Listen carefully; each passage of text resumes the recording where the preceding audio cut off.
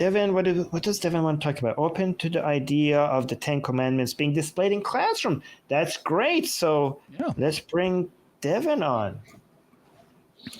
Hi, Devin. Hello. Hi. We hear you. Yeah, I guess I can just jump right into it. Sure. Go on. Hello. Absolutely. Go ahead and state your case, Devin. Sure. Oh, excuse me. Go ahead. We can hear you. Make your case. Okay. Yes. Okay. Okay. Well, I think that the Ten Commandments are an okay thing to have inside the classroom because it helps add a little bit of moral education to public education, because that topic is not really touched upon in normal American public schools. They don't really deal with what's right and wrong. You know, they just teach you math and other things like that. So just having that injected in there some way could help, like, people like be better people in general. Isn't that the worst source for teaching? Yeah, I agree with you. We should probably teach children how to come up with a moral framework, but isn't that the worst source? And also, that doesn't that open the door to a whole bunch of horrible other standards from religion? Doesn't that open the door to childhood indoctrination? If you want to teach children moral standards, there are so many sources for that. What do you think? Okay, go ahead. And I really can't really think of another source. I mean, if you want to go with another religion, it's just going to tie right back to God anyway. So, I mean, I don't know. Like, nihilism isn't that great. Like, I don't know what other moral codes. Who talked about nihilism? Who talked about nihilism? Do you understand that moral codes and standards predates religion, predates God, predates Christianity? Do you know human history is filled with people coming up with moral standards and codes before Christianity or Judaism or Islam were a thing? Do you know that people discussed moral standards in so much more nuanced and detailed way before? If you go back, hello, what? Do you listen? I guess you could say like Greek ethics, you know, things from that nature before Christianity was a thing. They had like ethics. Yeah, like they were so much better. Run a society and stuff like that. You know. Well, they had personal moral codes as well. You had Epicureans, which were the closest thing to what we have as utilitarianism. We had the Stoics and Aristotle and Plato that they had the closest moral code to what we have today as virtue ethicists.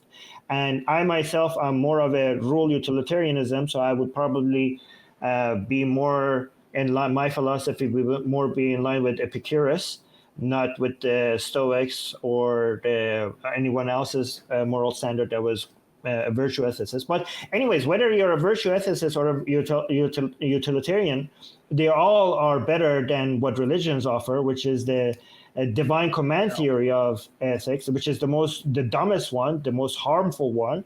Any moral code that you get from Islam, Judaism, or Christianity is the most insane version of morality. So what do we have? We have utilitarianism, we have deontology, we have virtue ethicists, and we have you guys, which is divine command theory. Nothing is more harmful and destructive when it comes to moral codes than the divine command theory. But let me ask, like, the cross-examiner here as well. What do you think about the harms of allowing the Ten Commandments as a source of teaching children morality? And do we have better sources? What do you think?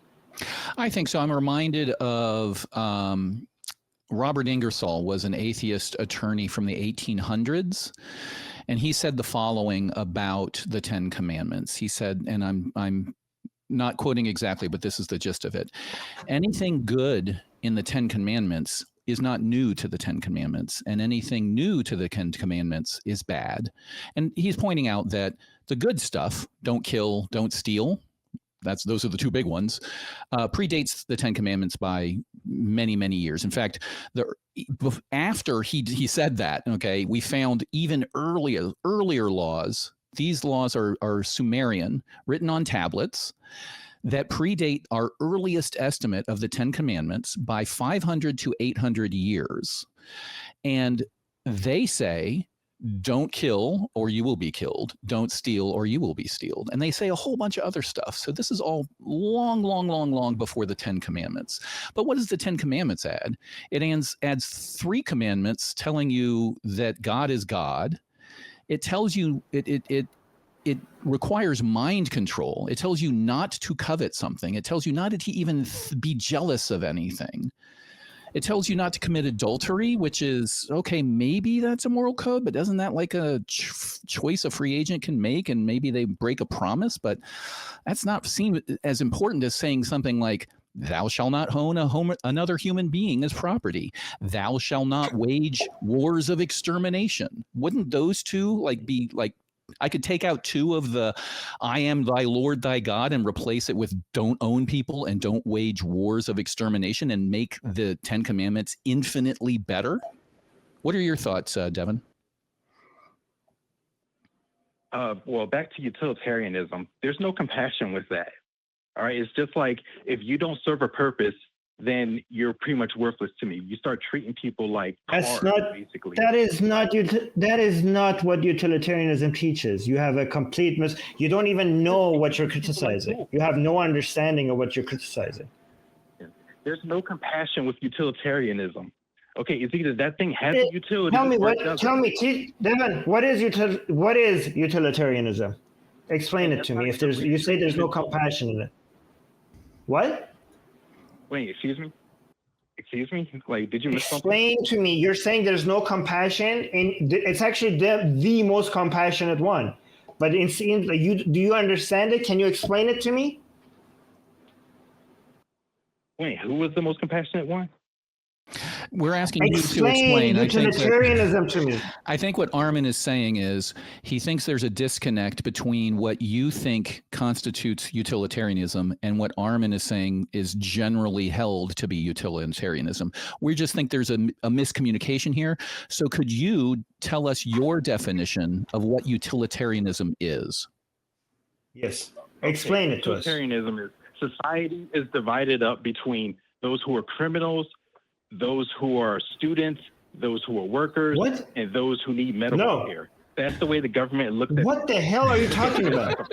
So I'm going to give you a hint. I know Armin's going to take off on this, but I want to help you. I'm your teacher's aide.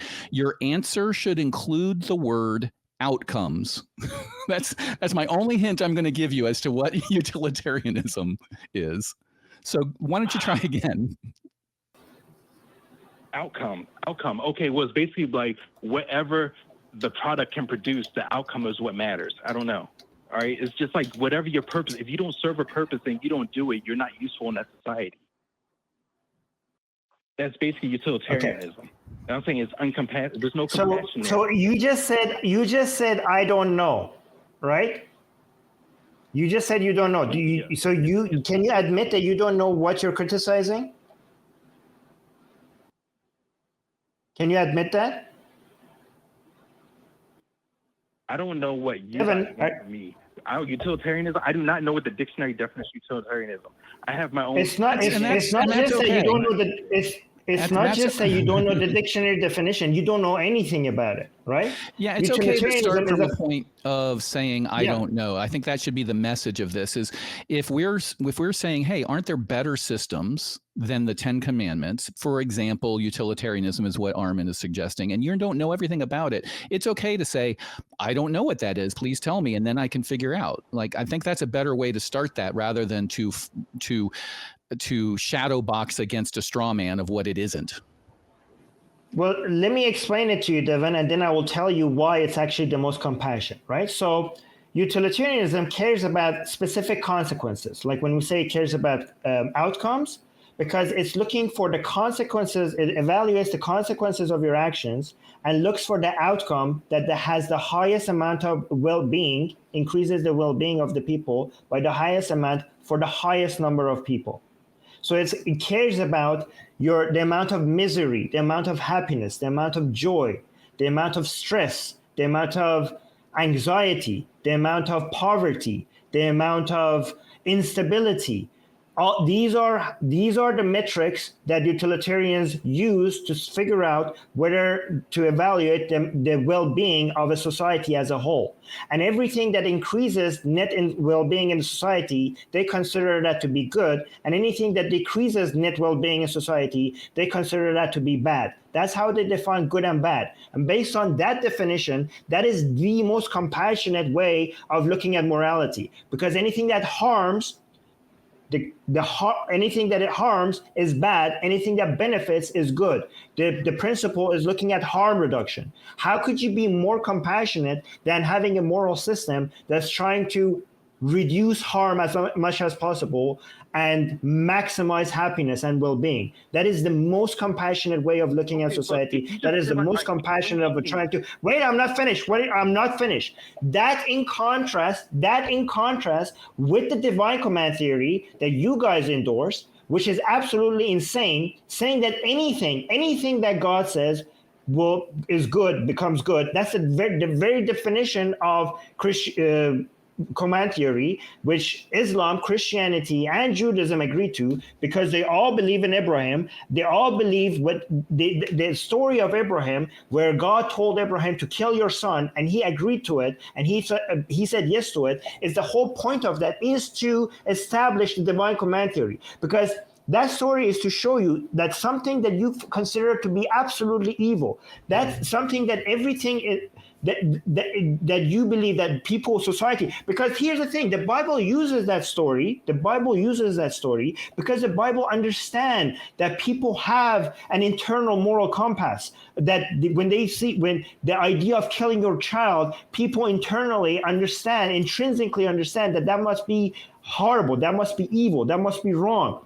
But the Bible is so evil, the Bible is so backwards, that when it wants to introduce a moral standard, it teaches you that when God says killing your own child is good, by the very definition of how they define good and bad, it will become good. It will become good because God says it's good.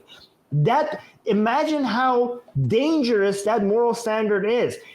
Genocide will be good if God says it's good. Rape would be good if God says it's good. Anything, you could justify the most insane crimes in this world, you could justify that by the divine command theory. But you can't do that with utilitarianism. The superiority of utilitarianism is obvious. Any moral standard that is obsessed with harm reduction, guess what it does? It reduces harm.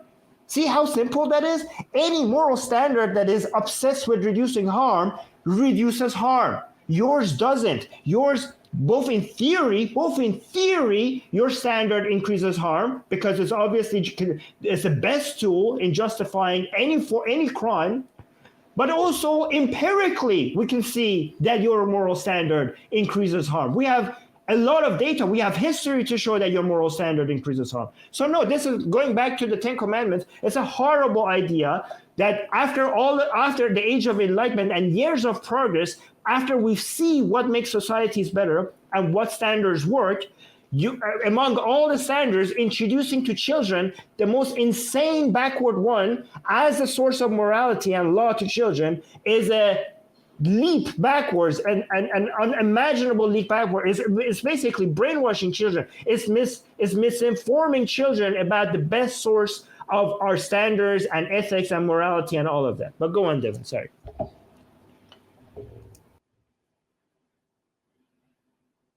Devin? You're not convincing me of anything. Yes?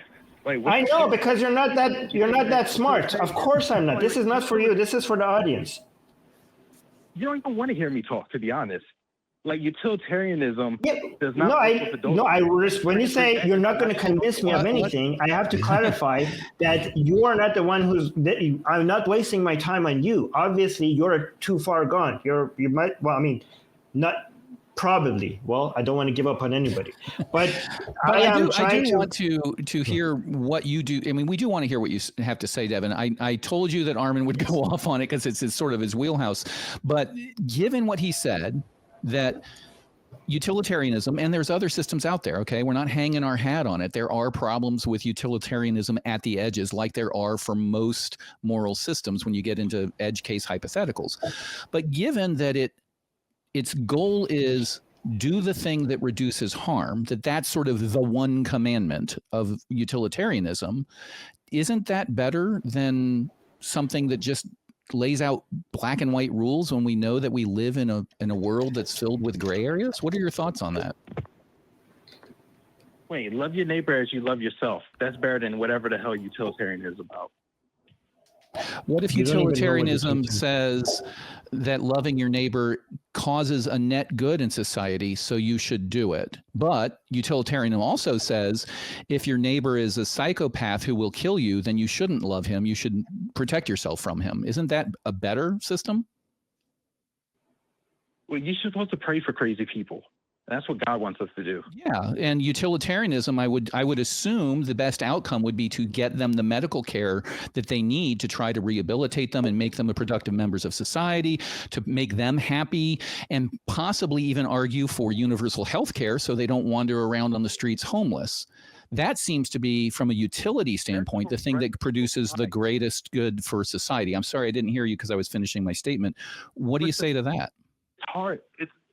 It's hard for individuals. It's hard to relate on an individual level with utilitarianism, in my opinion. It's like very corporate. It's more like, well, this would be good for the whole masses. But what about that one in particular guy? The one, he's unimportant because he doesn't represent the masses. Well, I mean, let's break it down to the simplest form. The practice of thinking about morality tends to be hypothetical situations. What if this happened? What should we do? What ought we do? What's the ought, right? That's morals. Like, what ought we do in any given situation? I think it's fairly simple for most people to use their common sense judgment to apply to a hypothetical and say, I think the greater good is achieved by doing X. For most situations, right? There's a bell curve. Right? You're going to come up with the trolley problem or all sorts of dilemmas where there may not be a right answer. It may be tough, but for day-to-day living, should I rob? Should I steal? Should I rape? Should I commit genocide? All of those things. Most people can use their common sense to say, yeah, the greater good would be to not do those things. Can we at least agree upon that common sense? Let's take religion and morality out of it. The greater good thing, the better thing to do is to do these things. Do you agree at least with that? In this day and age, yes. In previous times, people didn't care. Okay, but we're talking about displaying the 10 Commandments on the walls of classrooms in this day and age, right? Can I? I want to hear from Devin on that one. Yeah, I mean that's what the proposal is you think that. Go ahead. Sorry, go ahead. It could be a harsh environment. Like some places are in war zones. All right, and they have to live by the rule of the jungle. So, right. What does the 10 Commandments say about that? What does the 10 Commandments say about what you should do when you're in war? It says, "Thou shalt not kill." So, should you just die? Is that what the 10 Commandments tell you? Murder. Thou shalt not murder. Thou shalt not. It doesn't say that. It says, "Thou shalt not kill." Yeah, maybe okay, fine. Thou shalt not kill. Fine. You should just give them the Bible and read along with them instead of bringing a gun. See how far that gets you. Maybe. So now I'm starting to believe you're not really serious about having a conversation. I am serious. What? Bring a Bible into a war zone. What's the worst that could happen?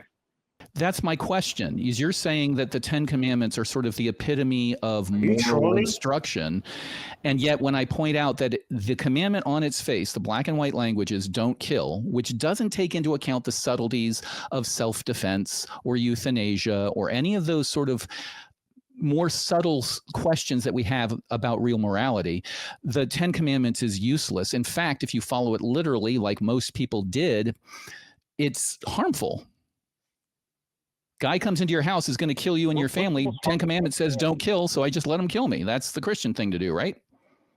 You let them kill you. I mean, no, it's not about going out and killing someone on purpose, How do you know that that's what that means? It's not about saying do not have self-defense. He didn't say don't have self-defense and whatnot. God. No, he didn't. He remained silent on that. There are other religious traditions that do provide exceptions for self-defense, but not the 10 Commandments. So how do you know that "thou shalt not kill" doesn't mean "thou shalt not kill"? It means something else. How do you know that? just by like, I mean, when I see different versions of it written down, I don't want to go back to the Hebrew version and see what it says. But I get what they mean when they say you should not kill. Like, you shouldn't go out when you're angry and go kill somebody. Like, you're talking about self-defense. Well, you should probably not try to kill that person too. Like, you should probably just knock them out or do anything you can to try to avoid it. But if God understands so are that you have using to do it, then I'm sure he's not going to. I'm sure there are circumstances, but you're saying you shouldn't make that your number one solution is killing. Okay, you're saying you're sure. I understand. You're saying you're sure about this, about your interpretation of the thou shalt not kill, that you're sure. Isn't that you bringing your own moral system to bear on the words in the Bible? God wants people to be put to death anyways. God likes it when people get put to death over things. So I'm not saying that. It all depends on like who's in authority to do it. Like, God understands. You're not wrong. He is the biggest killer in the Bible, but again, now is he trolling? I'm not sure at this point. I really don't know. So as trolling. to the 10 Commandments in the school classroom, I don't think you've presented a very compelling case that would win over very many people to say that this is the best thing over pretty much anything else. What is the moral substitute for the 10 Commandments in public schools? What's anything? David, I'm not sure you're trolling or not, but can I ask you a couple of questions? Why is murdering people wrong? Why is murdering people wrong? Well, you should leave vengeance to God. You know what? God has a greater plan for your enemies, and he'll just fix it yourself. He'll fix it himself. If you get the blood on your hands, that stays with you and it messes up your psyche.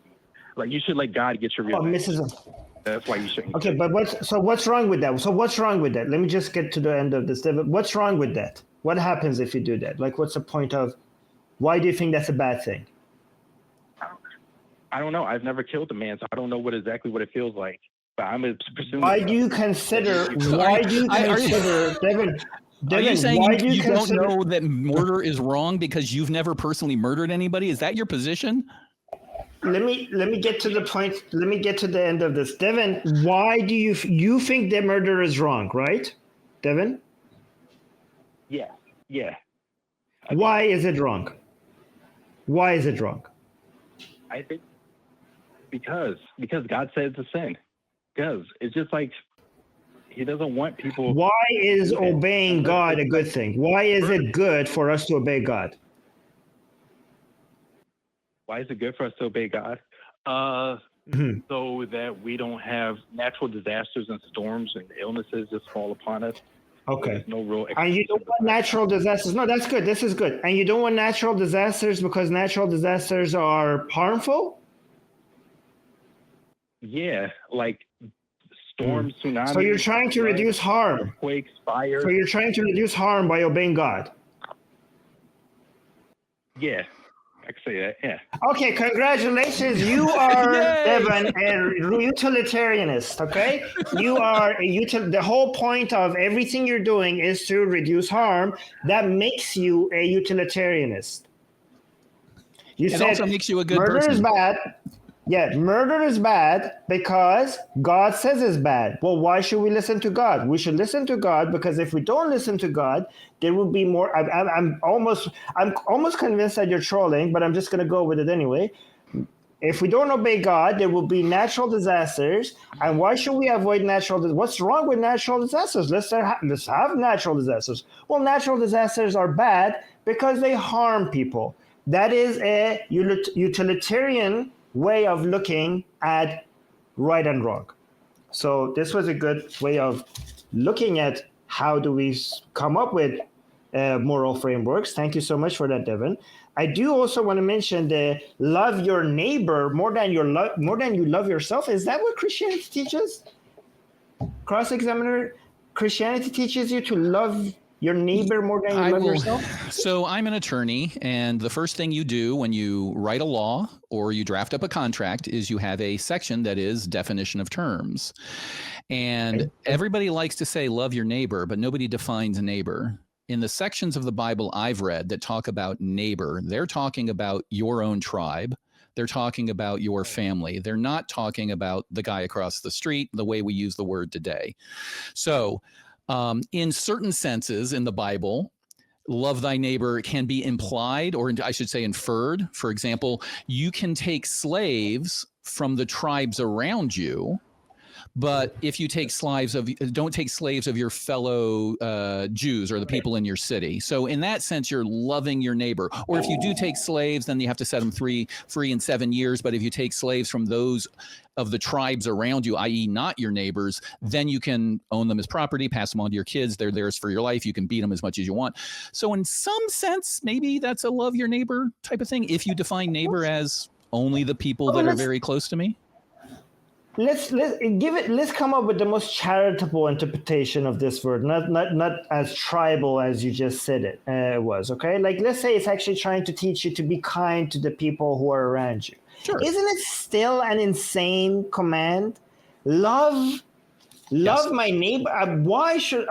How could you demand that from me? This is why even the parts of Christianity which sounds like, oh my God, that's kind of nice, they're insane. Even the ones that sound good, why would you ask the impossible for people? This is how you do moral paralysis. Okay, this is not good for morality. If you want to encourage moral behavior, you ask things from people that are achievable, right? Yeah, loving your neighbor more than yourself is an insane ask. If I want to encourage morality, I would be like, hey, take care of yourself and your family, but sometimes maybe take care of other people to some extent as well. Care about your community to some extent. Not love other people more than I love myself. This is exactly how you get moral paralysis. You're commanding. By the way, this is a tyranny of thought as well, because God is not a tyrant just of your action. It's demanding how you could feel. You cannot, when it comes to moral standard, we try to encourage certain actions. We cannot demand thoughts, because our feelings, our love, our hatred, these are beyond our control. I can control how I act. I cannot control, like God asked you to feel no pity. How could you demand me? If I feel pity, I will feel pity. I cannot control my mind, or love this or love that, love your enemies. I can't even try to love my enemies. How could you demand how I control my feelings? It's an insane ask. It's basically someone wrote that doesn't understand anything about how the human mind operates. And also, like, love your enemies. Love everybody. Oh, yes, sure. Somebody came and raped my child. Christianity is asking you to love the person who just came and raped your child. Isn't that an insane ask? This is why I'm saying that even the most, beautiful, fuzzy parts of Christianity, that people try to use it as a way to promote Christianity as this loving religion, they are actually the most insane parts of it. Like, people think like, oh, the slavery part, or the rape part, or like the killing witches and gay people part, that is the most insane. No, actually the parts that they use for advertising Christianity as this loving religion, those are the most insane part, because they make no sense and they make a mockery out of anything that is supposed to be acting like it's a moral standard. And it actually makes the whole religion even worse, because all that destruction and misery and all the disaster and violence and everything that hate that religion brings, Christianity brings, this is the cover part of it to make it all seem it's the thin sugar coating around that poison pill that they feed your children. And that's what they're doing. This whole putting the 10 commandments in the school, this is basically showing it's the sugar coating. It's a poison pill that they're trying to feed your children. And that's why you should be very, very concerned about all of this stuff. But sorry, I'm going cross-examiner. I'm not letting you speak as much as I should be letting you. I know. Devin's still on the line. I'm not sure if we wanted to continue chatting or just say gogoodbye there. Are you trolling? Can you be honest with me? I'm sorry that I said I said that you're too far gone. I shouldn't have said that. I apologize. But honestly, man, the things that you're saying, I lost my temper a little bit, and I shouldn't have. But the things that you're saying makes you indistinguishable from a troll. If you're trolling, can you let us know? It's been fun. Like, I know you've been a good troll, because good trolls are people who you can't tell if they're a troll or not. But if you're a troll, please tell us. It was good. Oh yeah, I am actually like, people would actually classify me as a troll. Yes, like just by genetically, yes, I am a troll. Well, I guess we can say goodbye. I'll answer your question there, Armin. Yeah, I do it. Yeah. See, so our troll detectors is actually pretty good. We were pretty good. Can, Yeah. I like the rant you went on. I would add that I want to preface this by saying I think most theists, most Christians are good people that have no real issues, because I'm going to be using the word cult here, but I'm using it in a scientific way. So people who study cults, psychiatrists and psychologists, have come up with something called the BITE model, BITE, and that stands for behavior, information, thought, and emotion. And these are the things that cults seek to control. If you've ever met a Mormon, I have a lot of Mormon friends. They are all, the stereotype is big, happy Mormon family. You never see them upset. You never see them expressing anger for more than maybe a second. And it's because of this emotional control that the church mandates from them. And it's the same concept that you're touching upon with, you must love your neighbor. You must always be happy. You must not think bad thoughts. It's all tied up in that same thing of, it's so unrealistically unhuman that one cannot view it as anything other than written by a crazy person or setting up people to inevitably fail so that they need salvation from the church. Right.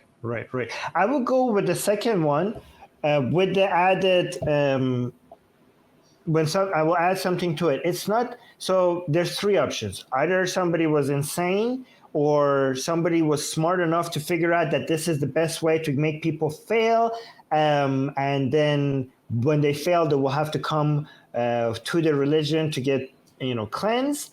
But I don't think, I think it's close to the second one without it being on purpose. I think it's the survival of the strongest meme. Like, it wasn't some other people who were like, oh, this is the best way to make people feel guilty. It's just the meme of this religion survive because this just works. I mean, the Old Testament is filled with punishments. When you break this law, you must come to the temple and sacrifice 2 doves or a sheep or whatever. Who do you think ate that?